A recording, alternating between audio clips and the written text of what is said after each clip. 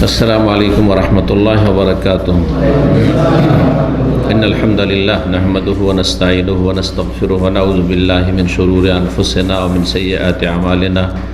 मन यहदिहिल्लाहु फला मुदिल्ल लहु व मन युद्लिल फला हादिय लहु व अशहदु अन ला इलाहा इल्लल्लाहु वहदहु ला शरीका लहु व अशहदु अन्ना मुहम्मदन अब्दुहु व रसूलुहु सल्लल्लाहु तआला अलैहि व अला आलिहि व सहबिहि व सल्लम तस्लीमन कसीरा। अम्मा बाद।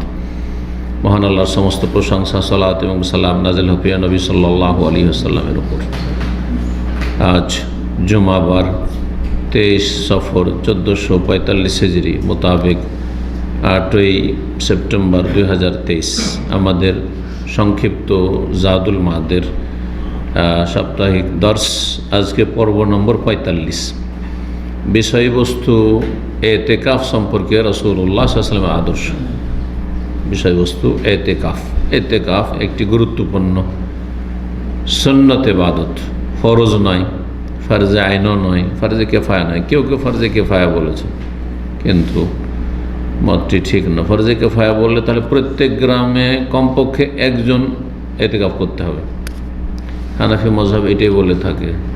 প্রত্যেক গ্রামে প্রত্যেকটি মসজিদের যত মুসল্লি 10 জন 50 জন যা মুসল্লি আছে, একজন কমপক্ষে ফরজ আদায় করতে হবে, নাহলে সবাই গুনাহগার হয়ে যাবে। কিন্তু সুন্নত বললে গুনাহগার হবে না যদি গোটা ডিস্ট্রিক্টের লোক এতেকাফ না করে, গোটা দেশ বাংলাদেশ গোটা দেশের লোক যদি এতেকাফ না করে, সুন্নত ছুটল, করলে নেকি ছিল, না করলে কোনো গুনাহ নেই।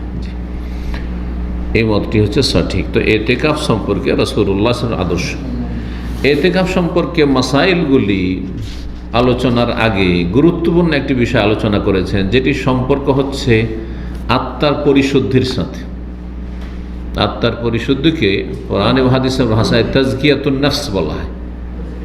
তাজকিয়া মানে পবিত্রকরণ, পরিশুদ্ধি। আর নফস মানে মানুষের আত্মা, নফস মানে ব্যক্তি, নফস মানে আত্মা। এখানে আত্মাকে কলুষিত হওয়া থেকে, বিভিন্ন পাপ থেকে অথবা পাপের দিকে যেসব বিষয়গুলি নিয়ে যায়, দুনিয়ামুখী হওয়া থেকে পাক পবিত্র করা, দুনিয়ার লোভ লালসা আর স্বার্থ আর তারপরে কলহ বিবাদ, এই সমস্ত কিছু থেকে আত্মাকে কি করা, এক কথায় দুনিয়ার গরজ থেকে, গুনাহ থেকে, যে কোনো রকমের এমন কিছু যেটি আল্লাহ রাব্বুল আলামিনের দিকে যাত্রায়, হৃদয়ের কলবের আল্লাহর দিকে যাত্রায় বাধাগ্রস্ত করে, সেগুলি থেকে পাক পবিত্র করা, যেটিকে সুফিদের ভাষায় রুহানিয়াত বলা হয়। রুহ থেকে রুহানিয়াত, বুঝলেন তো? একটা হচ্ছে আমাদের বডি, দুনিয়ার যেসব বস্তুবাদে যারা বিশ্বাসী, শুধু তারা বস্তুতে বিশ্বাসী, রুহানিয়াতে বা অদৃশ্যে গায়বিয়াতে বিশ্বাসী নয়, তারা বস্তুবাদী ওদেরকে বলা হয়। বস্তুবাদী হয়তো থিওরি হিসাবে বিশ্বাস করে, আর অনেক মুসলিম থিওরি হিসাবে বস্তুবাদী নয়, কিন্তু কাজে কর্মে, জীবনযাপনে বস্তুবাদী। দুনিয়ার বাস্তব ছাড়া, যা কিছু চোখের সামনে দেখে স্বার্থ, তা ছাড়া চোখের আড়ের বিষয়গুলি সম্পর্কে, গায়বিয়াত অদৃশ্য সম্পর্কে, জান্নাত জাহান্নাম সম্পর্কে, আখিরাত সম্পর্কে, কবরের জীবন সম্পর্কে তাদের কোনো কর্মতৎপরতা নেই, কোনো পরিশ্রম নেই, কোনো আমল নেই। তাহলে এরা, যদিও তারা নিজেরা বলে না যে আমরা বস্তুবাদী, আমরা জড়বাদী, কিন্তু তারা আসলে বস্তুবাদীদের অনুসারী, বস্তুবাদে এর বাস্তবায়নকারী। পেট, দুনিয়ার স্বার্থ, দুনিয়ার সকালে যখন ঘুম থেকে উঠে শুধু চিন্তা, পয়সার পেছনে যারা ছুটে পয়সা, ক্ষমতার পিছনে ছুটে ক্ষমতা, খ্যাতির পিছনে ছুটে খ্যাতি, কি করে ফেমাস হইতে পারবো, কি করে ভাইরাল হবো, কি করে দুনিয়ার সুনাম হাসিল করবো, যার যেটা দুনিয়ার গরজ। কিন্তু সারাদিনটা চলে গেল, আবার বিছানায় এসে ঢলে পড়লো। যখন বিছানায় ঘুমে, তখনও শুধু দুনিয়ার এই সব চিন্তা, পরকাল, আখিরাত, মরে যাওয়ার পরে কি হবে, তার জন্য কি করলাম, সারাদিনে কোনো চিন্তা নেই। এইটাই বস্তুবাদ, এটা হচ্ছে বস্তুবাদ। সেটা আপনি বলেন আর না বলেন, আল্লাহ হেফাজত করুন। তো তো অন্তরকে পাক পবিত্র করা, অন্তরের কলবের পরিশুদ্ধতা, যেটির নাম রুহানিয়াত, আধ্যাত্মিকতা। রুহানিয়াত যেটা কি বলা হয় বাংলায়, আধ্যাত্মিকতা। জি, এটা জরুরি। মানুষ হচ্ছে দুটো জিনিসের সমষ্টির নাম। একটা হচ্ছে আত্মা, সেটা সবচেয়ে বেশি গুরুত্বপূর্ণ মানুষের জীবনের জন্য, প্রাণের জন্য। আরেকটি হচ্ছে দেহ। দেহ ছাড়া আত্মা কোনো জায়গায় কল্পনা করা যায় না যে কোনো মানুষের বডি নেই, আত্মা আছে। দুনিয়াতে আছে? কভার লাগবে, কভার লাগবে, ওই কভারের ভিতরে আত্মা। আর আত্মা দেহের চাইতে বেশি গুরুত্বপূর্ণ এই জন্য যে আত্মা যদি মরে যায় তো এই দুই দেহের কোনো মূল্য নেই। রূহ যখন কবজ করে নিল, এই দেহ তাড়াতাড়ি করে দাফন কর, ছড়া তাড়াতাড়ি, রাখা যাবে না, কোনো মূল্য নেই। অথচ শরীরের যতগুলি যত্ন রয়েছে সব করছেন শরীরের জন্য। শরীরের ভোগবিলাস, বিবাহ কিসের জন্য? যৌনাচার কিসের জন্য? খাওয়া দাওয়া কিসের জন্য? এই ক্ষমতা কিসের জন্য? এতে আত্মার কোনো খেদমত আছে? আত্মার কোনো আহার আছে? রুহের কিচ্ছু নেই, সব হচ্ছে দেহের জন্য। ভোগ ভোগ ভোগ, ক্ষমতা একটা মনের ভোগ, সবচেয়ে বড় ভোগ। যে আমি রাষ্ট্রপতি, প্রধানমন্ত্রী, আমি এমপি হইতে পেরেছি, আমি এই হইতে পেরেছি, চেয়ারম্যান হইতে পেরেছি, আমি একটা বড় দায়িত্বে আছি, পদে আছি। জি হ্যাঁ। তো কথা আর না বাড়িয়ে ভূমিকাটা এই জন্য বললাম যে এই বিষয় তাজকিয়াতুন নাফস, আত্মার পরিশুদ্ধি কোরআন এবং হাদিসের দৃষ্টিতে হইতে হবে। এবং এটি সবচাইতে উচ্চমানের আম্বিয়া রসুলগণের ছিল, আর তারপরে উচ্চমানের সাহাবায়ে কেরাম, তাবেইন, তাবা তাবেইন, সালাফগণের ছিল। আর তারপরে ধীরে ধীরে এই আত্মার পরিশুদ্ধির নামে, তাজকিয়াতুন নাফসের নামে সেখানে কিছু বেদাত শুরু হয়, নতুন নতুন তরিকা পদ্ধতি শুরু হয়। আর বেদাত করতে করতে ধীরে ধীরে গিয়ে শিরকে লিপ্ত হয়ে যায়। আর তারপরে এর পরিণামটা এত ভয়াবহ হয়ে যায়, খারাপ হয়ে যায়, যে যারা এই কাজটি শুরু করেছিল বা নাম নিয়েছিল যে আমরা আত্মার পরিশুদ্ধি, তাজকিয়াতুন নাফস, লেভেলটা খুব চমৎকার, খুব আকর্ষণীয়, কিন্তু আবার যেই অনিষ্ট থেকে মুক্তির জন্য এটা শুরু করেছিল, এর সূচনা হয়েছিল, সেই অনিষ্টতে দুনিয়ার লোভ লালসায়, পয়সায়, ধন দৌলতে, দুনিয়ার স্বার্থে আবার ডুবে গেছে। সেটা হচ্ছে পীর মুরিদের ব্যবসা। পীর মুরিদের ব্যবসায় অভাবের কল্পনা করা যায়?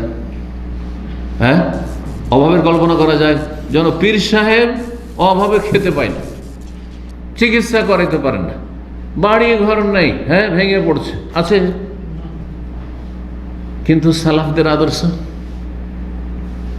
যে কোনো রকম করে বাস শুকনো রুটি, একটু জাইতুন তেল দিয়ে শুকনো রুটি, লবণ রুটি, আর শুকনো সামান্য কিছু, কোনো রকম, অনেক সময় অনাহারে, তারপরে আল্লাহর সন্তুষ্টির জন্য, আখেরাতের জন্য কাজ করা, দান খায়রাত করা, আর করা, তারপরে দুনিয়ার জন্য এত ছোটাছুটি না করা, দিন আগে ঠিক রাখা, দীর্ঘ সময় ধরে আল্লাহ রাব্বুল আলামিনের ইবাদতবন্দি করা, নফল ইবাদতবন্দি, যার মাধ্যমে আত্মার পরিশুদ্ধি হবে। তো তাজকিয়াতুন নাফস বা আত্মার পরিশুদ্ধির ক্ষেত্রে, অথবা বলতে পারে অন্য ভাষায় রুহানিয়াতের ক্ষেত্রে, রুহের খোরাক, যেমন শরীরকে আহার দিচ্ছেন, শরীরের চাহিদা পূরণ করছেন, তেমনি রুহের আহার রয়েছে, সে আহার দিতে হবে। না হইলে যেমন শরীরকে যদি তার যেগুলি প্রাকৃতিক প্রয়োজন না দেন, তো আস্তে আস্তে শরীর ভেঙে পড়বে, অচল হয়ে যাবে, ঠিক না? এমনকি প্রাণ নাশ হবে। আত্মা ওই রকমই। আত্মাকে যদি আহার না দেওয়া হয়, ধীরে ধীরে ধীরে আত্মা মরে একবারে শেষ হয়ে গেছে, মরেই গেছে। আছে শরীরের রূহ আছে, কিন্তু রুহানিয়ত নেই, আধ্যাত্মিকতা নেই, যার ফলে সেই ব্যক্তির দ্বারা কোনো ভালো কাজ হয় না।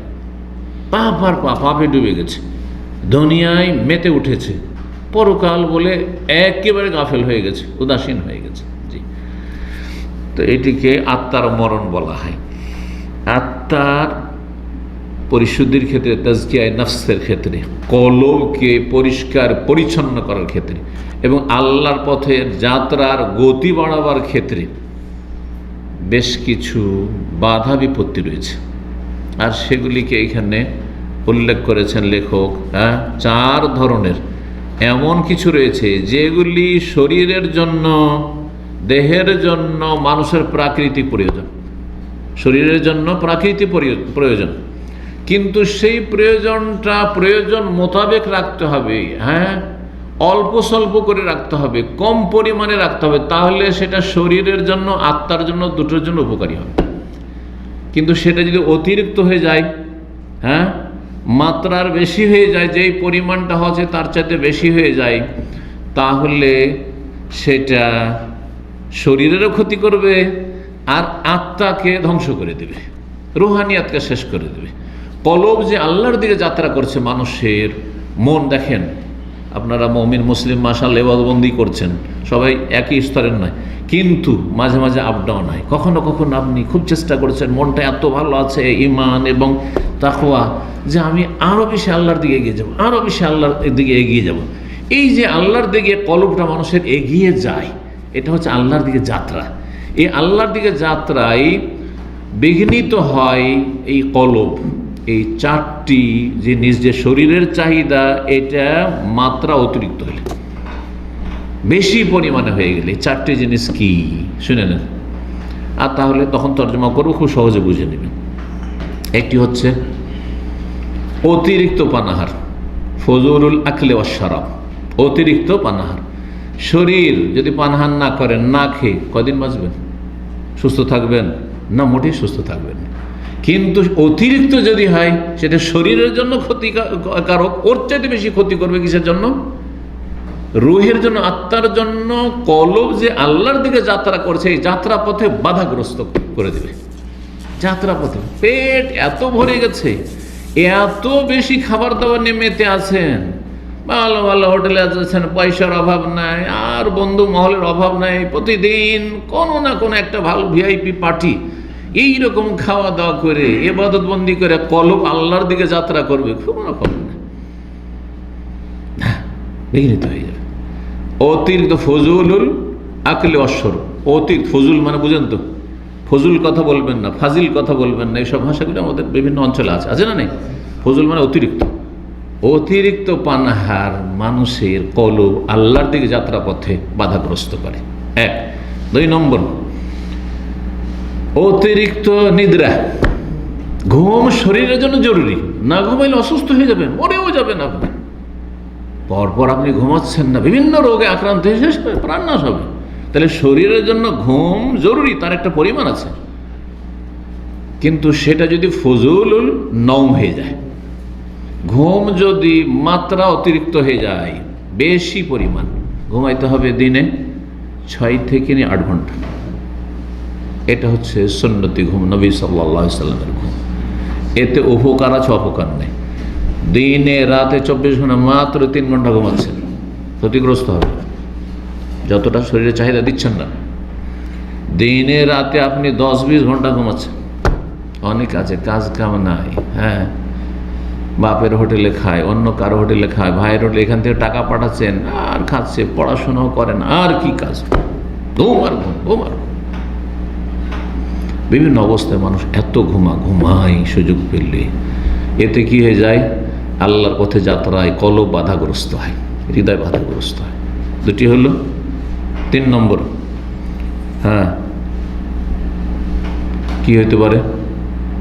আমি 2টো বলেছি, বলেন। ফজলুল কালাম, অতিরিক্ত কথাবার্তা।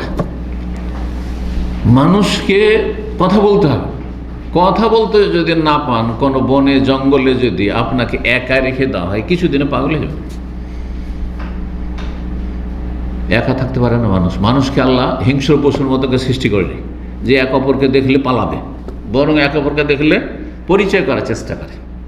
মানুষের মধ্যে অনসের জন্মগত বা সৃষ্টিগত স্বভাব রয়েছে। মানুষ মানুষকে দেখলে ওর কাছে এসে বসবে। দেখেন, বিশেষ করে যখন বিদেশে আছেন আর এয়ারপোর্টে আছেন, যে এমন এয়ারপোর্টে, ধরেন এত দূর এয়ারপোর্টে যেখানে সাধারণত বাংলা ভাষাভাষী পাওয়া যায় না, এশিয়ার লোক পাওয়া যায় না, ওইখানে যদি একজন দেখেন যে এই লোকটি হয় ইন্ডিয়ার হবে, না হয় বাংলাদেশ পাকিস্তানেরই হবে, আমাদের ওই দিকেরই আছে, তাহলে কাছে গিয়ে বসবেন।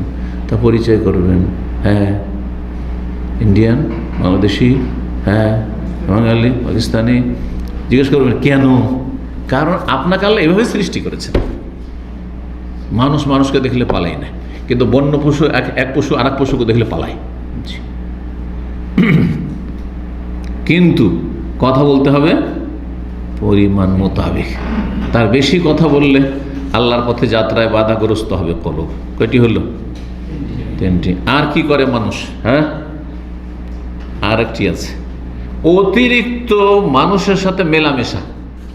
ফজুল ও মুখালাতাতিল আনাম, আনাম মানে মানুষ, সৃষ্টি। মানুষের সাথে অতিরিক্ত মেলামেশা, গ্যাদারিং। সব সময় মানুষের সাথে আপনি গল্প গুজব করতেই আছেন আর বসে আছেন, মানুষ ছাড়া নির্জনে কখনো যান না আপনি। তাহলে আল্লাহর পথে আপনার কলবের যাত্রা বাধাগ্রস্ত হবে। এই জন্য যারা নেক মানুষ মাঝে মাঝে নির্জনে থাকে, হ্যাঁ নির্জনতা আবার ভালো মানুষের জন্য উপকারী আর খারাপের জন্য অপকারী।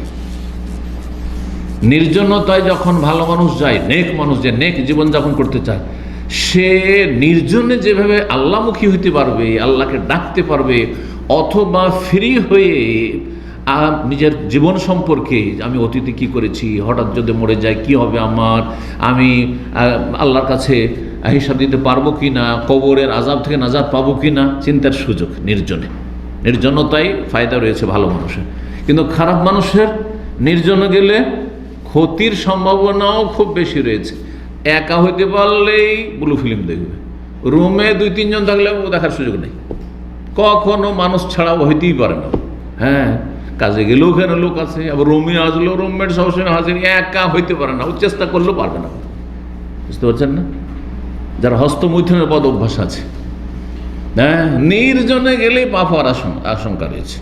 হ্যাঁ, কারণ ওই কুচিন্তা আসবে, আর কুচিন্তা কখন আসে? যখন একাই হয়। মানুষের সবসময় থাকলে হবে না। বুঝলেন না? তাহলে 3টি জিনিস মানুষের জন্য প্রয়োজন। মানুষের সাথে মেলামেশা করতে হবে, মানুষের সাথে কথা বলতে হবে, মানুষের তারপরে হ্যাঁ ঘুমাতে হবে, আর পানাহার করতে হবে। কিন্তু প্রত্যেকটির একটা পরিমাণ রয়েছে, যে পরিমাণটা শরীরের জন্য উপকারী, এই রকমের যেই পরিমাণটা মানুষের মানসিক অবস্থার জন্য উপকারী, যেই পরিমাণটা কলবের আল্লাহর যাত্রার ক্ষেত্রে বাধাগ্রস্ত করবে না। এই বিষয়টি লেখক আলোচনা করেছেন। কেন আলোচনা করলেন? বিষয়বস্তু তো এতেকাফ। এতেকাফে এই 4টি যে মানুষের প্রাকৃতিক প্রয়োজন রয়েছে, যেই প্রয়োজন যদি বেশি পরিমাণ আপনি হাসিল করেন, শরীরকে দেন, তাহলে কি হবে? আল্লাহর পথে যাত্রায় হৃদয় কলব বাধাগ্রস্ত হবে।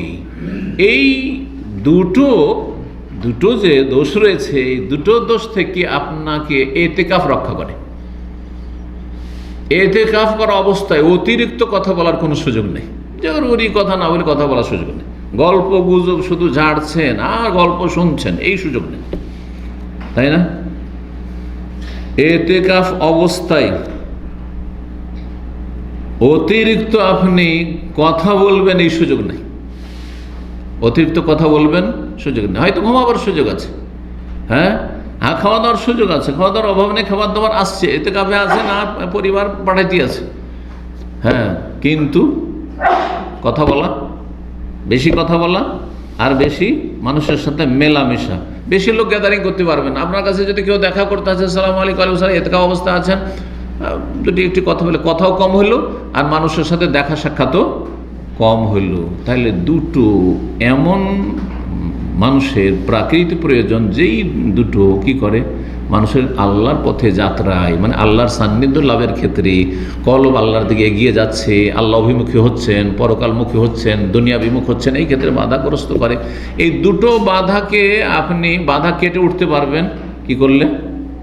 এতেকাফ করলে। এতেকাফের উপকারিতা, 4টি রোগের মধ্যে 2টো রোগ থেকে মুক্ত থাকতে পারবেন আপনি এতেকাফের মাধ্যমে। বাকি তাহলে কয়টি রোগ? 2টি রোগ। আল্লাহর পথে কলবের যাত্রায় বাধাগ্রস্ত করে কিসে? অতিরিক্ত পানাহারে। এই জন্য আল্লাহ সিয়াম ফরজ করেছে রমজান মাসে। আর তার সাথে সুন্নত নফল রোজাও রয়েছে। প্রতি সপ্তাহে সোমবার বৃহস্পতিবারের সুযোগ আছে, মাসে 3টি করে আছে। এগুলো যদি নাও করেন, রমজানের রোজা আপনাকে রাখতে হচ্ছে। আর বিশেষ করে রমজান মাসে এতেকাফের গুরুত্ব সবচেয়ে বেশি। রমজান মাসের শেষ দশকে সবচেয়ে ফজিলতের যে দিনগুলিতে রাত রয়েছে তাতে।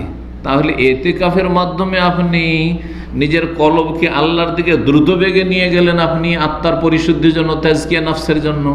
আর তার সাথে আপনি রোজা রাখছেন, এর মাধ্যমে খুব কম পরিমাণ খাওয়া দাওয়া হলো। কিন্তু আজকালকার অধিকাংশ রোজাদার রমজানে সবচেয়ে বেশি খায়, রমজানে বেশি কেনাকাটা পয়সাওয়ালাদের, আর খাবার দাবার আইটেমের শেষ নাই। এত ইফতারিতে খেলো, ইফতারি খেয়ে আর মসজিদে নামাজ পড়তে যাওয়ার মতো শরীর চলে না, তাহলে কোনো কাজ হবে না এরকম রোজা। এই জন্য নবী সাল্লাল্লাহু আলাইহি ওয়াসাল্লাম কয়েকটা খেজুর খেয়ে, আল্লাহ তামারাত মাত্র কয়েকটি, 3টি 4টি 5টি এইরকম খেজুর খেয়ে, কয়েকটি খেজুর খেয়ে ইফতার করেছে। খেজুরে নেন, সে পানি খেয়ে ইফতার, জি, হালকা খেয়ে আস্তে আস্তে দেন, লোডটা একবারই দিয়ে না, তারপরে একটু পরে খান, আস্তে আস্তে খান। ফায়দা হয়ে গেল রোজার একটা। এতেকাফের সাথে এই জন্য রোজার সম্পর্ক রয়েছে।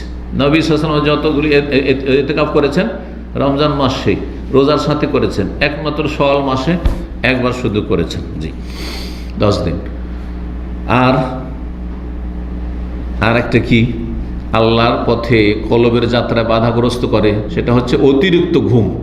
এই ঘুমকে নিয়ন্ত্রণ করার জন্য, কমাবার জন্য আরেকটি গুরুত্বপূর্ণ ইবাদত আল্লাহ দিয়েছেন, তা হচ্ছে কিয়ামুল লাইল, কিয়ামে রমজান, তাহাজ্জুদ, তারাবিহ। সেটাও রমজান মাসে আছে। এতেকাফও করছেন, এদিকে রোজাও রাখছেন, আর তারাবিহ কিয়ামুল লাইল করছেন, গোটা রাত জেগে জেগে পালন করছেন। এর মাধ্যমে কি হচ্ছে? ঘুমটা নিয়ন্ত্রিত হচ্ছে, যে আমার লাগামহীন ঘুম নেই। সুতরাং এই কয়েকটি ইবাদতের মাধ্যমে কলব দ্রুত বেগে আল্লাহর দিকে যাত্রা পথে এগিয়ে যেতে থাকে, আর মানুষের আত্মার পরিশুদ্ধি হয়, বা তাজকিয়া নফস হয়, বা রুহানিয়াতের জগতে সে উন্নতি করতে পারে। আল্লাহ রাব্বুল আলামিন তৌফিক দান করেন। কিন্তু এইটাকে বেদাতি রঙে আমরা রঞ্জিত হইতে দেব না। যেমন সুফিরা, পীর মুরিদির ব্যবসায়ীরা, বেদাতি জিকিরের মাধ্যমে রুহানিয়াত শিখিয়ে থাকে, তরবিয়ত করে থাকে, এসবের কোনো সুযোগ নেই। তো এই মর্মে বলছেন, লাম্মা কানা সালাহুল কলবি, যখন অন্তরের সংশোধন, অন্তরের সংশোধন, ওয়াস্তিকামাতু ফি তারিকি সাইরিহি ইলাল্লাহ তাআলা, মহান আল্লাহর পথে যাত্রার ক্ষেত্রে অবিচল থাকার বিষয়ে, এই যে অন্তরের সংশোধন আর আল্লাহর পথে অন্তরের কলবের যাত্রায় অবিচল থাকা। দেখেন, যাত্রা যতই দ্রুত বেগে করে, রাস্তায় যদি থেমে যান তো আপনি গন্তব্যস্থানে পৌঁছতে পারবেন না। 140 কিলোমিটার ঘন্টায় এই স্পিডে আপনি গাড়ি চালিয়ে গেলেন, আর 100-200 কিলোমিটার যাওয়ার পর রিয়াজে গিয়ে আপনি থেমে নাকে তেল দিয়ে ঘুম দিয়ে দিলেন, তো মক্কা পৌঁছতে পারবেন? ঠিক ওই রকমই যারা মাঝে মাঝে সিজনাল ইবাদত করে, রমজান মাসে এত ইবাদত করলো শেখ, একটি তারাবি আমি ছাড়িনি, কিন্তু রমজানের পরে ফরজের খবর নাই, ফজরে পাওয়া যায় না, কোনো কাজ হবে না, ও গাড়ি গিয়ে থেমে গেছে রাস্তা, কখনো গন্তব্যস্থানে মক্কা মদিনা পৌঁছতে পারবে না। বুঝতে পেরেছেন? মানে আল্লাহর সান্নিধ্য লাভ করতে পারবে না, পাপ মুক্ত জীবন গড়তে পারবে না। কিন্তু অল্প অল্প হলো, স্পিডের না। আমি 80-র বেশি উঠাবো না ভাই, কমজোর ড্রাইভার, বুড়ো মানুষ, গাড়ি চালাচ্ছি, 60 বয়স হয়ে গেছে, শুধু 80-র বেশি গাড়ি চালাবো না, মন্থর গতিতেই চলছে, কিন্তু চলতি আছে। পৌঁছিতে পারবে না। খরগোশ আর কচ্ছপের কিস্সা তো নিশ্চয় পড়ে হবেন আপনারা, আমরাও পড়েছি, আরবি কিতাবও পড়ানো হয়, এটা এমন একটা কিস্সা। আর বাংলা তো আমরা স্কুলেও পড়েছি, ঠিক না? জি, ঠিক ওইটাই। যারা অল্প ইবাদত হইল, কিছু না কিছু ইবাদত সবসময়, ফরজটা সবসময় ঠিক আছে, আর তারপর সুন্নত নফল কিছু হইতেই আছে, প্রতিদিন হইতে আছে, একদল এরকম। আর এক দল হচ্ছে যখন ইবাদত শুরু করলো তখন একবারে উঠে পড়ে লেগেছে, আর ইবাদতের কিছু বাকি রাখবো না, আর যখন থেমে গেল তো থেমে গেল, বেকার হয়ে গেল, সব বরবাদ করে দিল। বুঝতে পেরেছেন? বলছে অন্তরের সংশোধন আর অন্তরের মহান আল্লাহর দিকে যাত্রা পথে অবিচল থাকা, নির্ভরশীল, মুতাওয়াক্কিফান কিসের উপর? আলা জামইয়াতি আল্লাহ, আল্লাহর প্রতি পুরো মনোনিবেশ করা। আল্লাহর দিকে এমন মনোযোগী হবেন যে ডানে বামে ঘুরে দেখবেন না। পয়সা, না নারী, না গাড়ি, না বাড়ি, না নেতৃত্ব, এইসব দুনিয়ার কোনো ফিতনায় আপনি জড়াবেন না। প্রয়োজনে ব্যাস আমি আমার যাত্রা পথে চলছি, আর প্রয়োজন আছে, খিদে লেগেছে, একটু খেয়ে নিতে হবে, কিছু রোজগার করতে হবে। হ্যাঁ, কারণ আমরা ফেরেশতা নয়, সুতরাং ব্যাস সংসার চলে যাচ্ছে আলহামদুলিল্লাহ, খেয়ে দিয়ে বাঁচাতে পারি না, কিছু রাখতে পারলাম না, কোনো প্রয়োজন নেই, কিন্তু আসল টার্গেট আমার ঠিক আছে, যথেষ্ট। খাই খাই খাই খাই যারা করে তারা কখনো আল্লাহ সন্তুষ্টি হাসিল করতে পারবে না। পেটিয়ে ভরে না, পেটিয়ে ভরে না। 3000 4000 বেতন, সাহেব বেতন বেশি না, বাঁচাইতে পারি না, বড় আফসোস লাগে। এরভাবে অনেক আছে 500-700 টাকা ইনকাম করে, আপনার চাইতে মানসিক শান্তিতে আছে, কারণ সে আপনার মতো খাই খাই করে না, হাই হাই করে না। তো বলছেন আল্লাহ মনোনিবেশ করতে হবে, তাহলে অন্তর সংশোধন হবে।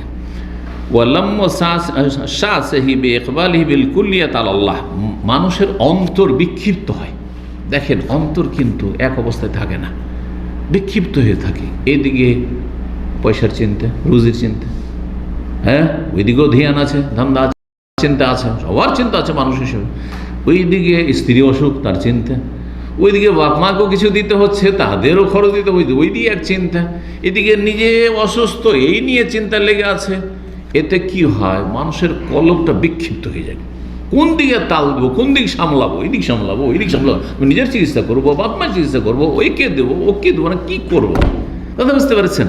তারপরে ধান্দার তো শেষ নেই, ওর সাথে সাথে দুনিয়ার মেলা ধান্দা আছে, আমি অনেক বড় হবো, রাতারাতি বড় লোক হবো। তো যতক্ষণ পর্যন্ত অন্তরের বিক্ষিপ্ত হওয়াকে পুরোপুরি, হ্যাঁ, অন্তরের বিক্ষিপ্ততা থেকে মুখ ফিরিয়ে নিয়ে আল্লাহমুখী না হবেন, ততক্ষণ পর্যন্ত সংশোধন সম্ভব না। ফাইন্না শাহসাল কালবে লা ইউলিম্মহু ইল্লাল ইকবাল আলাল্লাহ। অন্তর যখন বিক্ষিপ্ত হয়ে থাকে মানুষের, এদিক সেদিক শুধু বিভিন্ন কথা, দুশ্চিন্তা আসে, ধান্দা আসে, কি করব, আচ্ছা ধরেন আমি অসুস্থ হয়ে গেলাম, আমি অচল হয়ে গেলাম, আমার চাকরি চলে গেল, বিদেশ থেকে দেশে চলে গেলাম, তো আমার সংসার কি করে চলবে, কিছুই তো করতে পারলাম না, কিছু জমাইতে পারলাম না, এইসব চিন্তা কিন্তু আপনাদের সবাইকে ধরে। হ্যাঁ, ধরবে, মানুষ হিসেবে স্বাভাবিক, কিন্তু সেটা যেন সবসময় মগজে ঢুকে না থাকে, আসবে সাথে সাথে আল্লাহর উপর তাওয়াক্কুলের মাধ্যমে সেটাকে দূর করে দেওয়ার চেষ্টা করতে হবে। বলছেন যে অন্তরের বিক্ষিপ্ত হওয়াকে অতক্ষণ পর্যন্ত আপনি সঠিক পথে নিয়ে যেতে পারবেন না যতক্ষণ পর্যন্ত ইকবাল আলাল্লাহ, আল্লাহমুখী না হইতে পারবেন। আল্লাহমুখী হন আপনি, আপনার চিন্তা আল্লাহ আমার উপর কী করে সন্তুষ্ট হবেন, আল্লাহকে রাজি কী করে করব আমি, আল্লাহ রাজি হয়ে গেলে আমার রুজির চিন্তা নেই, আল্লাহ রাজি থাকলে কোনো আমার উপর আযাব গজব নাযিল হবে না, আল্লাহ যদি রাজি থাকে তো আমার ছেলে মেয়েকে আল্লাহ অসহায় ছেড়ে দেবেন না, আল্লাহ মানুষ করার ব্যবস্থা করে দেবেন। দেখেন এইভাবে।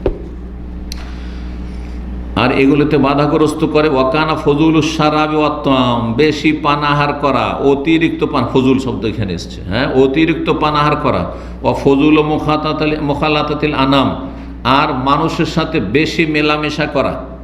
যাদের বদ অভ্যাস আছে, ডেলি ডিউটি থেকে আসলে ও সিকো মার্কেটে এসে বসে আছে, ডিউটি থেকে আসলে ও বন্ধুদের সাথে আড্ডা দিচ্ছে, না হলে তার মনের শান্তি হয় না, একটা বিনোদন হয়েছে, ডেইলি করবে। আর এই মাঝে মধ্যে 1 ঘন্টা 2 ঘন্টা বসলাম, তাও 1 ঘন্টা এই নয়, সারা রাত পার। যারা খারাপ চরিত্রের মানুষ তারা সারা রাত পর্যন্ত, হ্যাঁ, রাত কেটে যাচ্ছে, সকাল দেখবেন আপনি বিচে গিয়ে দেখবেন খারাপ ছেলে সারা রাত আড্ডা দিয়ে বেড়াচ্ছে, সারা রাত গাড়ি নিয়ে আড্ডা দিয়ে বেড়াচ্ছে, আর তারপরে সকালবেলা তো ঘুরে বেড়াচ্ছে।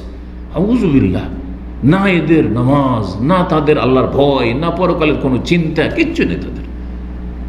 পাশবিক জীবন, পশুর মতো জীবন, এদের কোনো শান্তি নেই জীবনে, এবং কোনো দিন আল্লাহর পথে তারা নিজের যাত্রাকে এগিয়ে নিতে পারবে না।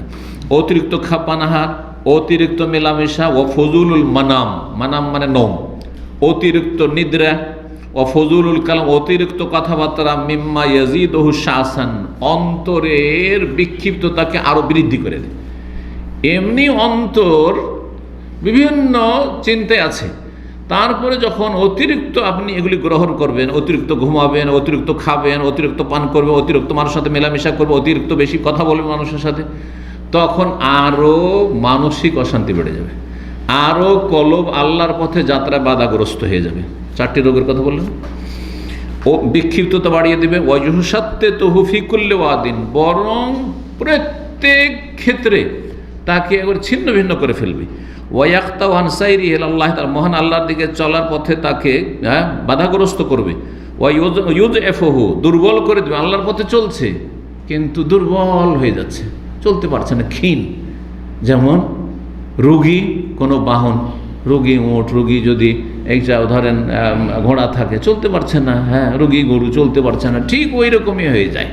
এই জন্য দেখেন অধিকাংশ মানুষরা বলে নামাজ পড়ছি কিন্তু কোনো স্বাদ পাই না, এবাদত করছি কিন্তু কোনো মজা পাই না, 2-4 দিন এবাদত করলো তারপর আবার ঢিলা হয়ে গেল, ওইটাও ছেড়ে দিল, কোনো স্বাদ পায় না। কারণ সে এবাদতের রুহানিয়ত নেই, কলবের যাত্রা আল্লাহর দিকে নেই। আর দুনিয়ার যে বাধাগুলি, 4টি বাধা তার মধ্যে পুরোপুরি মজুদ। যখন খাই যেমন তেমন খাই না, যখন ঘুমাই যেমন তেমন ঘুমাই না, হ্যাঁ, আর কথা বলে তো কম কথা বলে না, মেলামেশা সে সবসময় মেলামেশা, নির্জনে একটু ফিক্র করব আল্লাহর আযাব নিয়ে, আল্লাহর নিয়ামত নিয়ে, আল্লাহ কত কি দিয়েছেন, হ্যাঁ, আর আল্লাহর কাছে কিভাবে চাইবো ইত্যাদি সংশোধন করব না, কিছুই না। তো অথবা বাধাগ্রস্ত করে দেয়, ব্যাহত করে, আল্লাহর পথে যাত্রা করছে বাধাগ্রস্ত করে দিল, অথবা থামিয়ে দিল, কলবকে এমন থামিয়ে দিল যারা আল্লাহর দিকে এগিয়ে যেতে পারলো না। এই জন্য মহান আল্লাহ রাব্বুল আলামিন, যিনি আজিজ, যিনি রহিম, তার হেকমত, শরীয়তের তত্ত্ব হচ্ছে, রহস্য হচ্ছে বান্দাদের সম্পর্কে। আনসার আলহামিনা সৌমে, শরীয়তের বিধানে সিয়াম, রোজা দিয়েছেন, যার মাধ্যমে কি হয়ে যাবে, মা ইউজহেব ফজুলাত, তুমি আসা অতিরিক্ত পানাহার করতে পারবে না, দিনে 17 বার খেতে পারবে না, ওই দিনে 2 বারই খেতে হবে, হ্যাঁ, সাহরি আর ইফতার। কিন্তু সারা রাত যদি খেতে থাকে, যেমন আজকাল করছে পয়সাওয়ালাদের বাড়িতে, তাই হচ্ছে, তাইলে কেমন কথা।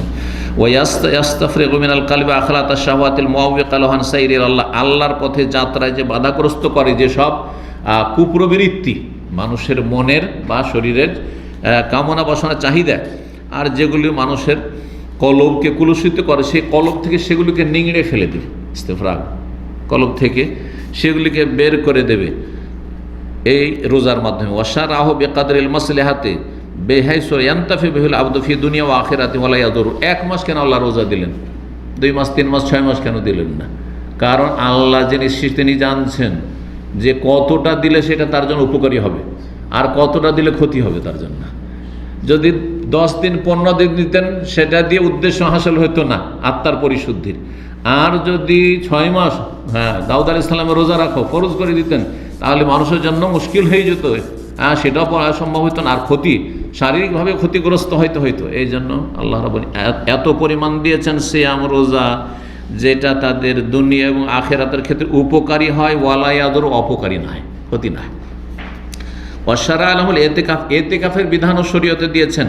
তার উদ্দেশ্য আল্লাযী মাকসুদ, তার উদ্দেশ্য হচ্ছে, আর রুহু, আর তার লক্ষ্য উদ্দেশ্য, টার্গেট হচ্ছে ওকুফুল কলবি আল্লাহ, যাতে করে নির্জনে কয়েকটা দিন আপনি আল্লাহর প্রতি মনোনিবেশ করতে পারেন।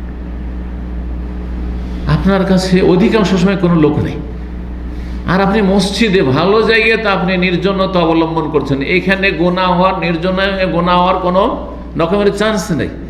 সুতরাং এই সময় আপনি একটা বড় সুবর্ণ সুযোগ পেয়েছেন আল্লাহর সাথে নির্জনে সম্পর্ক গড়ার। ওয়াল ইনকিতালিন খালক, আর সমস্ত সৃষ্টি থেকে বিচ্ছিন্ন হওয়ার সুযোগ, যে কারোর সাথে আমার সংসর্গ নেই। ওয়াল ইশতিগাল বিহি আহাদ, এক আল্লাহকে নিয়ে আপনি নিজেকে মশগুল রেখেছেন। ফাইয়াসির উনসুহু বিল্লাহ বাদলান আন উনসি বিল খালক, মানুষের সাথে উঠা বসা করলে বিনোদন হয়, শান্তি হয়, সেটার বিনিময়ে উত্তম বিকল্প হিসাবে সে পেয়েছে আল্লাহকে। আল্লাহর সাথে সে মিলিত হয়ে নির্জনে কথা বলে, দোয়া করে, আর ইবাদত বন্দি করে সে মনের শান্তি হাসিল করছে, মনের শান্তি হাসিল করছে। ফায়ুইদুহু বিযালিকা লিউনসি বিহি ইয়াউমাল ওয়াহশাতি ফিল কবরি। কেন? এতে আর একটি ফায়দার কথা বলছেন, যে এমন একটা সময় আসবে যারা খুব বেশি কথা বলেন, যারা বেশি ফ্রেন্ড সার্কেল, বন্ধু বান্ধবের সাথে বেশি মেলামেশা করেন, দেখা সাক্ষাৎ, আড্ডা দেন, তাদেরও এমন একটা দিন আসবে যেই দিন আপনাকে একাই থাকতে হবে, আপনার সাথে কেউ থাকবে না, কেউ থাকবে না। সেটা হচ্ছে কবরে। কবরে একাই থাকতে হবে। এই কবরে একাই যাতে করে আপনি আরামে থাকতে পারেন, সেই জন্য আপনাকে প্রস্তুত করা হচ্ছে এই দুনিয়া থেকে কবরে যাওয়ার আগে এই ইতিকাফের মাধ্যমে। এক আল্লাহর সাথে নির্জনতা অবলম্বন করে যে সাথটা পেয়েছি, আমি আমার বন্ধু বান্ধবের সাথে আর স্ত্রী ছেলে মেয়েকে নিয়ে সব সময় একসাথে গ্যাদারিং করি, ওই শান্তি পাইনি। এর মাধ্যমে আমার ট্রেনিং হয়ে যাবে, আপনার ট্রেনিং হয়ে যাবে কবরে একা থাকার ক্ষেত্রে। সেখানে গিয়ে কোনো কষ্ট অনুভব করবেন না, আরও মজা লাগবে সেখানে। এর জন্য অভ্যস্ত করা। তারপরে বলছেন ওয়ালাম্মা কানাল মাকসুদ ইন্নামা ইয়াতিমুস সাওম, আর এই লক্ষ্য উদ্দেশ্য আরও পরিপূর্ণ হবে রোজার মাধ্যমে, সিয়ামের মাধ্যমে। কারণ সিয়ামের মাধ্যমে আপনি পানাহার থেকে বাঁচলেন। আর সিয়াম যখন পালন করবেন তখন অসার ফালতু কথাও বলতে পারছেন না, কারণ রোজা দুর্বল হয়ে যাবে বেশি ফালতু কথা বললে। সারা আল এতেকাফি আফজালে আইয়ামিস সাওম, এতেকাফের বিধান আল্লাহ দিয়েছেন রোজার সবচাইতে উত্তম দিনগুলিতে। সেগুলি হচ্ছে রমজানের শেষ 10 দিন, ওয়াহুল আশুল আখির, রমজানের শেষ দশক। ওয়াল্লাম ইয়াজকুরিল্লাহ সুবহানাহু ইতিকাফ ইল্লা মা আসাম, যেখানে আল্লাহ ইতিকাফের কথা বলেছেন সেখানে কিন্তু রোজার কথা আলোচনা করেছেন সূরা বাকারা। ওয়ালা তুবাশিরুহুন্না ওয়া আনতুম আকিফুনা ফিল মাসাজিদ, এই আয়াতটি হচ্ছে সিয়াম রোজা সংক্রান্ত আয়াত, রমজান সংক্রান্ত আয়াতের সাথে। ওয়ালা ফাআলু রাসূলুল্লাহ মা আসাম, রাসূলুল্লাহ সাল্লাল্লাহু আলাইহি সাল্লাম যে ইতিকাফ করেছেন সেটাও রোজার সাথে, রমজান মাসে করেছেন অথবা শাওয়ালে করলেও রোজা রেখেছেন। ওয়াম্মাল কালাম, কথা বলার ক্ষেত্রে ফাইন্নাহু শারআ লিল উম্মতি হাবসাল লিসান আন কুল্লি মা লা ইয়ানফা ফিল আখিরা, পরকালে যেই কথাগুলি কাজে আসবে না, ক্ষতি করবে, সেসব কথা থেকে নিজের জবানকে বাঁচিয়ে রাখা। নীরব থাকো, ভালো কথা না বলতে পারলে ফালিয়াসমা, চুপ থাকো। ওয়াম্মা ফজলুল মানব, অতিরিক্ত ঘুমের ক্ষেত্রে কি করে কন্ট্রোল করবেন, নিয়ন্ত্রণ করবেন, বলছে ফাইন্নাহু শারআ লাহু মিন কিয়ামিল লাইল, কিয়ামুল লাইলে তাহাজ্জুদের তারাবির বিধান দিয়েছেন। মা হু আফজাল মিনাস সাহরি ওয়া আহমাদু আকিবাতান, এমনি অনিদ্রা, কেউ এমনি এমনি সারা রাত জেগে থাকছে, আড্ডা দিয়ে জেগে থাকছে, অথবা ঘুম আসে না সেই জন্য জেগে থাকছে। আর আরেকজন জেগে থাকছে তাহাজ্জুদ পড়ার জন্য, কিয়ামুল লাইল করার জন্য, রাতে নির্জনে আল্লাহর কাছে কান্নাকাটি করার জন্য, দোয়া করার জন্য। তার কত শান্তি হাসিল হচ্ছে। কিন্তু এই লোক যে সারা রাত নিদ্রা হয় না, অথবা সারা রাত সে আড্ডা দিয়ে বেড়াচ্ছে, কোনো শান্তি পায় না সে। কিন্তু ওয়াহুয়া সাহরুল মুতাওয়াসসিত আল্লাযী ইয়ানফাউল কলব ওয়াল বাদান, তাহাজ্জুদের ক্ষেত্রে এমন মধ্যম পন্থা অবলম্বন করা রাত্রি জাগরণের ক্ষেত্রে যেটা অন্তরের জন্য উপকারী আর শরীরের জন্য উপকারী। মানে এত জাগনা নয় যে আপনার শরীর অসুস্থ হয়ে যায় আর কলবেরও ফায়দা হয় না। মানে সারা রাত যদি জেগে থাকেন, এশা পর থেকে ফজর পর্যন্ত, এই যে কিচ্ছা কাহিনী আছে, আবু হানিফা রাহিমাহুল্লাহ নাকি 40 বছর এশার উজুতে ফজর করেছেন। এটা যদি করেন তাহলে লাভের চাইতে ক্ষতি আছে বেশি, লাভের চাইতে ক্ষতি আছে। তারপরে অনেকের হক নষ্ট হবে, আপনার স্ত্রীর হক নষ্ট হবে। আপনি এশা পর নামাজ পড়তে লাগলেন, আর স্ত্রীর সাথে সম্পর্ক নেই, ছেলেমেয়ের সাথে সম্পর্ক নেই, ফজর এশার উজুতে ফজর, তাহলে আপনি কত হক নষ্ট করেছেন আপনি। তার রাত্রে মেহমানরা আসে, মাঝে মধ্যে তো অতিথি আসবে, কেউ বন্ধু বান্ধব আসলো, আত্মীয় স্বজন আসলো, তাদের হক নষ্ট করলেন না। তো আবু হানিফা এরকম ছিলেন যে মানুষের হক নষ্ট করেছেন, শুধু স্ত্রীর হক আদায় করেনি 40 বছর ধরে। যৌবন তো মানুষের 40 বছর থাকে না, বিয়ে করে 20-25-এ বিয়ে করে, 20 বছরও যদি অল্প বয়সেও বিয়ে করে নেয়, 20 বছরে, এটা অল্প বয়স আজকাল। 40টা বছর যদি এশার উজুতে ফজর পড়ে, তাহলে সে এমনিতে 60 বছর বয়স হয়ে গেছে। তো 60 বছর পরে বিবির কাছে যাওয়া শুরু করেছে নাকি?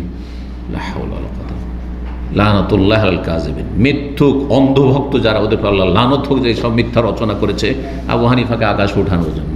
আবু হানিফার এগুলো কোনো প্রয়োজন নেই। জি, তিনি একজন আলেম ছিলেন, বড় ইমাম ছিলেন, দিনের খাদেম ছিলেন, ভুলের ঊর্ধ্বে কেউ না।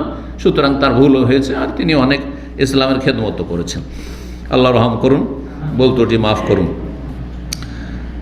তো তারপরে বলছেন যে এই বিষয়ে, এই 4টি বিষয় সম্পর্কে যারা সলুকের লোক, সলুক আর বাবু সলুক রিয়াজাত, অর্থাৎ যারা এই তাসাউফের বিষয়ে যারা বিশেষজ্ঞ, যারা সুফিয়ানে কেরাম, যারা আধ্যাত্মিকতা নিয়ে আলোচনা করেছে, তাসাউফ নিয়ে আলোচনা করেছে, তারা এই 4টি বিষয়ের কথা তারা উল্লেখ করে থাকে। এই যে 4টি বিষয়কে নিয়ন্ত্রণ করতে হবে, যদি কলবকে আল্লাহর দিকে অবিচল রাখতে হয়, আর এগিয়ে নিয়ে যেতে হয়, আল্লাহর সান্নিধ্য লাভ করতে হয়, বা রুহানিয়াতকে যদি শক্তিশালী করতে হয়।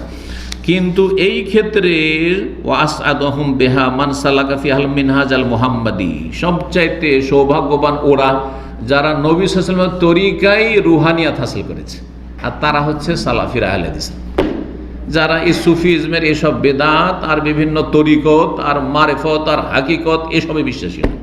এসব ভ্রান্ত কথা, এসব ভ্রান্ত কথা, কথা বুঝতে পেরেছেন?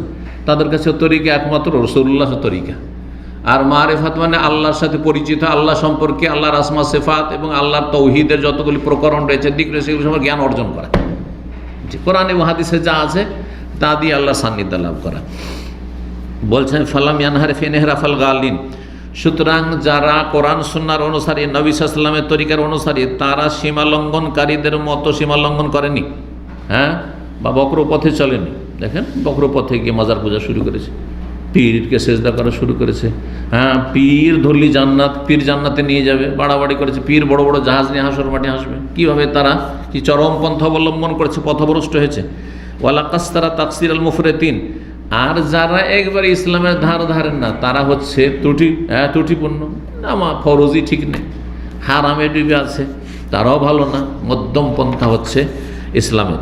ওয়াকাদ যাকারনা হাদিয়াহু ফি সিয়ামি ওয়া কিয়ামি ওয়া কালামিহি, নবী সাল্লাল্লাহু আলাইহি ওয়াসাল্লামের আদর্শ সিয়াম সম্পর্কে, কিয়াম সম্পর্কে এবং তার কথাবার্তা সম্পর্কে আলোচনা করেছি। এখন তার আদর্শ ইতিকাফ সম্পর্কে আলোচনা করব। লেখক বলছেন 40 মিনিট হয়ে গেছে, আর ইতিকাফের আলোচনা পুরোটাই বাকি আছে, আলোচনা করে দেব, সেরেই দিই। বেশি খুব শক্ত কোনো মাসাইল নেই, খুব সহজ মাসাইল রয়েছে, সুতরাং আমরা সেরে ফেলি।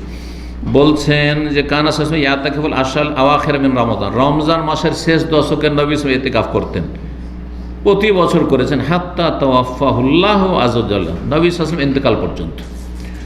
ওয়া তারাকাহু মাররাতান, এক বছর শুধু ছেড়ে দিয়েছিলেন, রমজান মাসের শেষ দশকে করেননি, এই জন্য ফাকাযাহু ফি শাওয়াল, শাওয়াল মাসে সেটা কাজা করেছেন, শাওয়াল মাসে কাজা করেছিলেন। জি, এই হাদিস সহিহ বুখারী মুসলিমে রয়েছে। ওয়াতাকাহু মারাত ফিল আশিল আওয়ারে, একবার ইতিকাফ করলেন রমজানের প্রথম দশকে, সুম্মাল আওসাত, তারপরে দ্বিতীয় দশকে, মানে 11 থেকে 20 পর্যন্ত করলেন, সুম্মাল আশাল আওয়ার, তারপরে 21 থেকে নিয়ে 30 পর্যন্ত করলেন, ইয়ালতামিসু লাইলাতুল কদর, লাইলাতুল কদর তলাশের জন্য। মানে নবী সাল্লাল্লাহু আলাইহি ওয়াসাল্লাম শুরু করেছেন প্রথম রমজান থেকে লাইলাতুল কদর তলাশ করার জন্য। তখন বলেছেন না, এই প্রথম দশকের নেই, দ্বিতীয় দশক করলেন, লাইলাতুল কদর তলাশ করেন। তারপরে বলেন না, দ্বিতীয় দশকের নেই, তৃতীয় দশকে আছে, তখন তৃতীয় দশকে। তাহলে এইরকম 1 বছর করেছেন নবী সাল্লাল্লাহু আলাইহি ওয়াসাল্লাম। সুম্মা তবে যখন স্পষ্ট হলো যে আন্নাফিল আশিল আওয়াখির, সেটি শেষ দশকে রয়েছে, তখন শেষ দশকের ইতিকাফ বলে। ফাদাওয়া আমাল ইতিকাফ, নবী সাল্লাল্লাহু আলাইহি ওয়াসাল্লাম সারা জীবনটাই ইতিকাফ করেছেন প্রতি বছর নিয়মিত, হাত্তা লাহিকা বিরাব্বিহি আযza, মহান আল্লাহর সাথে মিলিত হওয়া পর্যন্ত, মানে ইন্তেকাল পর্যন্ত। ওয়াকানা ইয়ামুরু বিখাবাইন, ইতিকাফের জন্য একটি তাঁবু লাগিয়ে দিতে বলেন। তাহলে মসজিদের বলতেন, মসজিদের মধ্যে যদি তাঁবু, খেমা লাগানো বা একটা ঘেরা করা সম্ভব হয় কাপড় চোপড় দিয়ে, তাহলে এটা বেশি উত্তম। কিন্তু যেখানে আপনার বাধা আছে, যেমন এখানে আপনাকে হয়তো করতে দেবেন না, বিশেষ করে মক্কা মদিনায় বড় মসজিদে সম্ভব না, কারণ হাজার হাজার লোক ইতিকাফ করছে, কী করে ঘেরার সুযোগ দেওয়া। কিন্তু আপনার মসজিদ, ধরেন আপনার গ্রামের মসজিদ বা এমন মসজিদ আছে এখানেও, সেখানে অনুমতি যদি দেয় তো অসুবিধা নেই, এটা বেশি ভালো। ফায়ুযরাবুল্লাহু ফিল মসজিদে, মসজিদে তার জন্য খেমা লাগানো হতো, ইয়াখলু ফিহি লিরাব্বিহি, মহান আল্লাহর সাথে তিনি নির্জনতা অবলম্বন করতেন, যাতে করে মানুষের চোখের আড়ালে ইবাদতবন্দি করতে পারে, এটা সবচেয়ে ভালো। কিন্তু তা সম্ভব না হলে কি ইতিকাফ হবে না? বিনা ঘেরা ইতিকাফ হবে না? হবে। ওয়াকান ইযা আরাদা আল ইতিকাফ, যখন ইতিকাফ করতে চাইতেন, কখন শুরু করতেন শেষ দশকের ইতিকাফ? 20 তারিখের পরে, যে 21 তারিখে চাঁদ উঠলো সন্ধ্যাবেলা, সন্ধ্যা থেকে নয়, বরং ফজর পড়ার পরে, সাল্লাল ফাজরা, ফজর পড়তেন, সুম্মা দাখালা মুতাকাফ, ইতিকাফের জায়গায় প্রবেশ করতেন। জি, এটি সহিহ হাদিস দ্বারা, সহিহ বুখারী হাদিস দ্বারা প্রমাণিত। তবে কেউ কেউ বলেছেন সন্ধ্যাবেলায় মসজিদে ঢুকে যাবে, কারণ আরেকটি হাদিস এরকম রয়েছে, সেই জন্য সন্ধ্যাবেলা মসজিদে ঢুকে যাবে, আর তারপরে লোকজন আছে ওদের সাথে ইবাদতবন্দি করতে থাকলো। আর ফজর পরে যেহেতু নির্জনতা, তখন আর কেউ নেই মসজিদে, তখন নিজের ইতিকাফের জায়গায় চলে যাবেন। যদি ঘুমান, ঘুমাইতে হবে, ঘুমান তবুও ইবাদত, কারণ আপনি এই 10টি দিন একমাত্র আল্লাহর জন্য খাস করেছেন, দুনিয়ার কোনো মানুষের সাথে সংসর্গ নেই। বলছেন আমার বেহিমাররা একবার নির্দেশ দিলেন খিমা লাগাবার, তাঁবু লাগাবার, ফজরিব আল্লাহ, তারপর খিমা লাগানো হইল। আমার আজওয়াজ বি আখফিয়াত ফজরিবাদ। তারপরে নবী সাল্লাল্লাহু আলাইহি ওয়াসাল্লামের বিবিগণ তারাও সবাই বলেন তাহলে নবী সাল্লাল্লাহু আলাইহি ওয়াসাল্লাম করছেন তো আমরাও করি, আমাদের একটা করে তাঁবু লাগা, আমাদের একটা করে তাঁবু লাগা। কয়েকজন স্ত্রী তাঁবু লাগিয়ে দিয়েছে, খিমা লাগিয়ে দিয়েছে। তো মসজিদ মানে খিমা আর খিমা হয়ে গেছে, মানে কম্পিটিশন, সতীনে কম্পিটিশন, তুই করবি তো আমি করবো না, তুই এতেকাফ করবি তো আমি করবো না।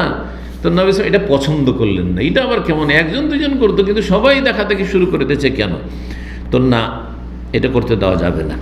তখন কি করলেন বলছেন যে ফালাম্মা সাল্লাল ফজরা, ফজর পড়ার পর দেখছেন নাজারা, দেখছেন যে ফারা আতিল কালাখবিয়া, কয়েকটা তাঁবু লাগানো আছে মসজিদে নববীতে। ফা আমার আবে খেবাইহি ফাকুযা, আগে নিজের তাঁবুটি ভেঙে দিতে বললেন, আমারটাকে ভেঙে ফেলেন, যাতে এই কথা না বলে যে ও আপনি তো করবেন আর আমাদের করতে দেবেন না, না আমারটা আগে শোন, এবার করবোই না এতেকাফ।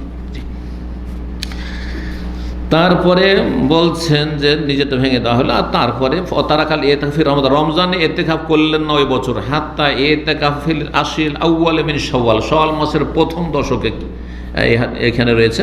আর কেউ কেউ বলেছেন দ্বিতীয় দশকে, প্রথম দশকে করলে ঈদের দিনের পরের দিন থেকে এতেকাফ করলেন, কারণ ঈদের দিন তো ঈদ পড়তে হবে, তাই না, তো ঈদ পড়ার পরে তারপরের দিন থেকে।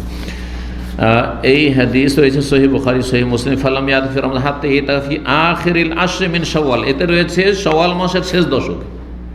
সহিহ বুখারীর রিওয়ায়েতে রয়েছে যে শাওয়াল মাসের শেষ দশকে, আর এখানে উল্লেখ করেছেন বিভিন্ন রিওয়ায়েত রয়েছে, হতে পারে, কিন্তু এটাই বেশি সহিহ যে শেষ দশকে করেছেন, আল্লাহু আলাম। তাহলে 10 দিন হবে।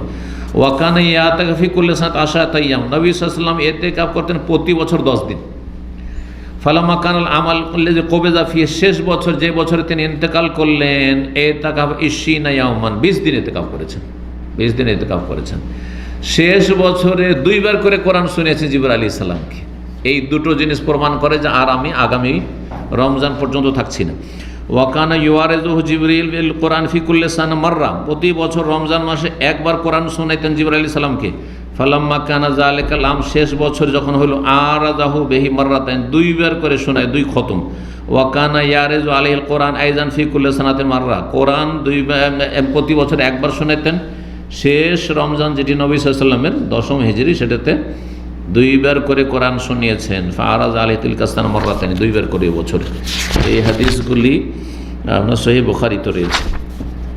ওয়াকানা ইযা এতেকাফা দাখালা কুব্বাতাহু ওয়াহদাহু, এতেকাফ করলে নিজের খিমাতে একাই থাকতেন, এই নয় যে আরও কেউ সাথীর সঙ্গে একই খিমাতে, না। ওয়াকানা লা ইয়াদখুলু বাইতাহু ইল্লা লিহাজাতিল ইনসান, এতেকাফ অবস্থায় বাড়িতে প্রবেশ করতেন না, তবে মানুষের যেটা প্রাকৃতিক প্রয়োজন, পেশাব পায়খানা, আজকাল মসজিদে বাথরুম আছে, সেই জন্য মসজিদে কাজ সেরে নেবেন, কিন্তু মসজিদে যদি না থাকে তো বাড়ি যাবেন না, বাড়ি গিয়ে বাথরুম করে আসবেন, আপনি নিজের ঘরে গিয়ে আপনি টয়লেট সেরে আসবেন। খাবার যদি কেউ পৌঁছে দেওয়ার থাকে তাহলে পৌঁছে দেবে, আর নাহলে খাবারটা নেওয়ার জন্য যাবেন, আর খাবারটা নিয়ে চলে এসে মসজিদে খাবেন, এটি ভালো। বাড়িতে বসে বসে খাবেন না, যাতে করে এখানে খেতে গিয়ে তখন গল্প শুরু হয়, আর খেতে গিয়ে আবার দুনিয়ার কথা হইতে পারে। সুতরাং খাবারটা নিয়েও চলে আসতে পারবেন। যারা মক্কা মদিনায় এতেকাফ করে, আমি করেছি আলহামদুলিল্লাহ 3টা বছর ছাত্র জীবনে, তখন তো ফ্রি থাকতাম, তখন তো আর এই চাকরির গোলামি ছিল না, তাই না, তো স্বাধীন আলহামদুলিল্লাহ। শেষ 10 দিন মদিনা থেকে ছুটি হয়ে যেত, মক্কায় চলে যেতাম, কারণ মদিনায় থাকলে মক্কার গুরুত্ব তখন বেড়ে যেত। আর যারা সহিহ সুন্নাহর অনুসারী, কোরআন সুন্নাহ, তাদের কাছে স্বাভাবিক কোরআন হাদিসের আলোকে মক্কার গুরুত্ব মদিনার চাইতে বেশি। এখানেও কে বেদাতি কে হেদায়েতি আপনি বুঝতে পারবেন। সোনার মদিনা বেদাতিদের কাছে শুনবেন, কিন্তু সোনার মক্কা কোনো গজল নেই, কথা বোঝা গেছে? চিন্তা করেন আপনি, চিন্তার বিষয়। আর মদিনার নাম ভেঙে খায় তারা, মানুষের আবেগ নিয়ে খেলা করে, কিন্তু মদিনার আবার শরীয়ত নিতে চায় না, মদিনার আকীদা নিতে চায় না, মদিনার ইবাদত বন্দেগী নিতে চায় না। মদিনার আকীদা কি? মদিনার যে কোনো লোকে জিজ্ঞাসা আল্লাহ কোথায়, বলে আল্লাহ 7 আকাশের ওপর, আরো সে। আর বিদাতিরা কি বলে, সোনার মদিনাওয়ালারা, আল্লাহ সর্বত্র বিরাজমান, কলবে কলবে আল্লাহ, যত কল্লা তত আল্লাহ তাদের কাছে। আউযুবিল্লাহ। বলছেন যে নবী সাল্লাল্লাহু আলাইহি ওয়াসাল্লাম মানবিক প্রয়োজন ছাড়া বাড়িতে ঢুকতেন না। ওয়ুখরিজু রাসা ইলা বাইতি আয়েশা, নবী সাল্লাল্লাহু আলাইহি ওয়াসাল্লামের খিমাটা মা আয়েশা রাদিয়াল্লাহু আনহার কক্ষের পাশে, যেখানে করে এখন ওই যে যেখানে নবী সাল্লাল্লাহু আলাইহি ওয়াসাল্লাম কবর আছে, ওইটা মা আয়েশার কক্ষ ছিল। তো যখন মাথায় চিরুনি করা প্রয়োজন হইতো তখন খিমা থেকে, মানে ওই যে ঘেরা আছে, ঘেরা থেকে, মসজিদ থেকে মাথাটা একটু বাড়িয়ে দিতেন নিজের কক্ষের বা মা আয়েশার কক্ষের দরজার দিকে, যেখান দিয়ে বেরিয়ে নবী সাল্লাল্লাহু আলাইহি ওয়াসাল্লাম নামাজ পড়াবার জন্য আসতেন। ফাতুরাজ্জেলুহু, তিনি চিরুনি করে দিতেন। তারাজ্জালা ইউতারাজ্জালু বা রাজ্জালা ইউতারাজ্জালু মানে হচ্ছে চিরুনি করা। কি অবস্থায়? ওয়াহিয়া হায়, ঋতুবতী অবস্থায়। মসজিদে ঢুকতেন না, মসজিদে নবী সাল্লাল্লাহু আলাইহি ওয়াসাল্লাম আছেন, মাথাটা একটু এগিয়ে দিলেন, আর নিজের কক্ষে হুজরাতে বসে বসে মা আয়েশা রাদিয়াল্লাহু তাআলা আনহা নাপাক অবস্থায়, মাসিক অবস্থায় চিরুনি করে দিতেন। ওয়াকানা বাজ, এই রেওয়ায়ত বুখারী মুসলিমে রয়েছে। ওয়াকানা বাজ আজওয়াজিহি তাজুরুহু ওয়া হুয়া মুতাকিন, নবী সাল্লাল্লাহু আলাইহি ওয়াসাল্লাম ইতিকাফ অবস্থায় আছেন, নবী সাল্লাল্লাহু আলাইহি ওয়াসাল্লামের কোন স্ত্রী মাঝে মাঝে দেখা সাক্ষাৎ করে যেতেন। তাহলে এটাও জায়েজ।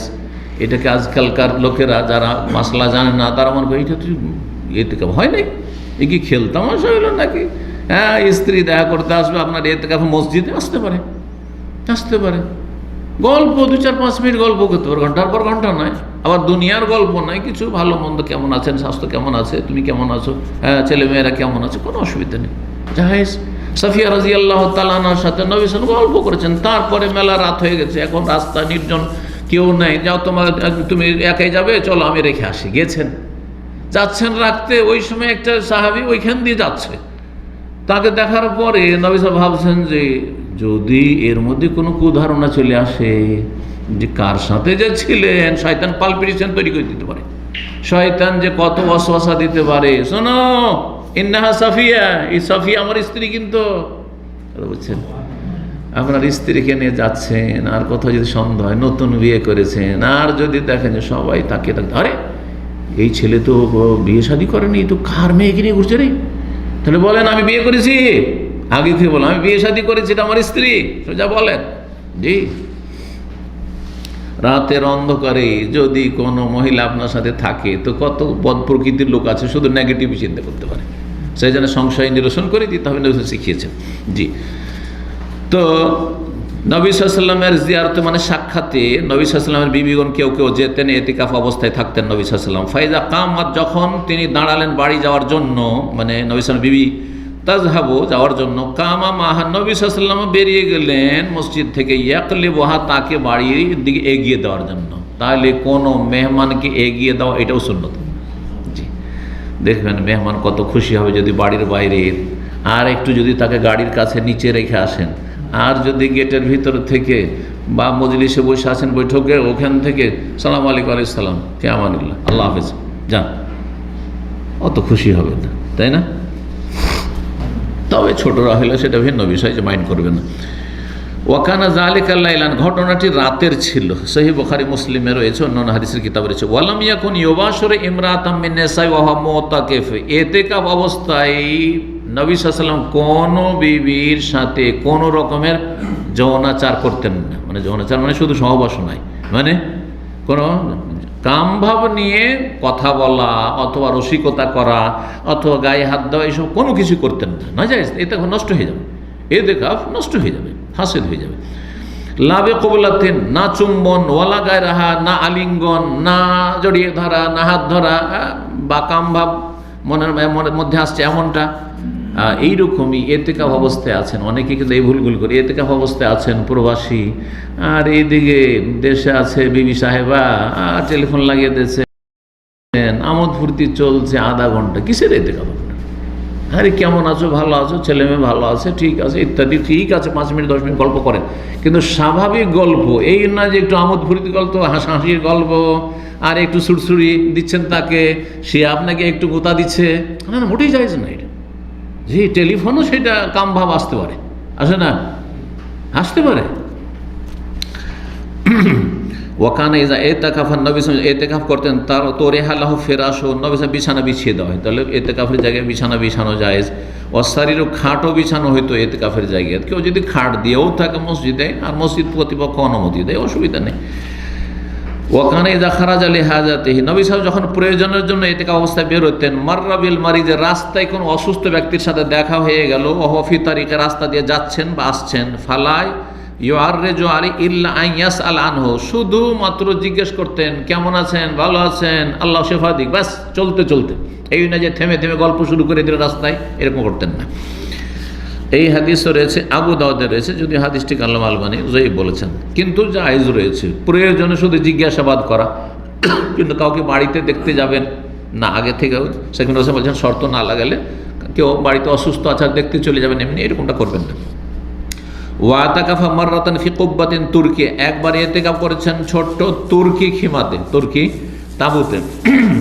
ওয়া জাআলা আলা সাদ্দাতি হাসিরান, তার দরজায় একটা চাটাই লাগিয়েছেন, দরজা তো খোলা হয়েছে তো ওখানে একটা চাটাই লাগিয়ে দিয়েছেন। এই রিওয়ায়াতটি সহিহ মুসলিমে রয়েছে। কুল্লু হাযা তাহসিলান লিমাকসুদিল ইতিকাফ, ইতিকাফের লক্ষ্য উদ্দেশ্য যাতে পূরণ হয় এই জন্য এইসব বাধা নিষেধ বিধিবিধানগুলি। হ্যাঁ, বেশি কথা বলা নাই, বেশি মানুষের সাথে মেলামেশা নাই প্রয়োজনের বেশি বা জরুরি না হলে। আকসা মা ইয়াফালুল জাহিল, এর বিপরীত একজন মূর্খ ব্যক্তি যা করে থাকে, মে ইত্তেখাজিল মুতাকাফি মাওযিআ ইশরাতিন, ইতিকাফের জায়গা মানে একটা বিনোদনের জায়গা, সেখানে চা গাওয়া আসছে, কফি আসছে, আর সাথে বন্ধু নিয়ে দুমদাম করছে, খাওয়া দাওয়া চলতে আছে, আর গল্প গুজব চলতে আছে, না না না, মোটেই না। ওয়া মাজলাওয়াতুল লিজাইরিন, আর ভিজিটার রাস্তা আছে, একজন যাচ্ছে আর একজন আসতে আছে, এমনও যেন না হয়। ফাহাযা লাউনুন, এটি হচ্ছে এক ধরনের ইতিকাফ। ওয়াল ইতিকাফুল মুহাম্মাদি লাউনুন, আর মুহাম্মদ সাল্লাল্লাহু আলাইহি ওয়াসাল্লামের ইতিকাফের রং হচ্ছে আলাদা বা ধরন হচ্ছে আলাদা। এখানে আজকের আলোচনা শেষ করছি। ওয়া জাযাকুমুল্লাহু খাইরান ওয়া সাল্লাল্লাহু আলা নবিয়িনা মুহাম্মদ ওয়া আলা আলিহি ওয়া সাহবিহি আজমাইন।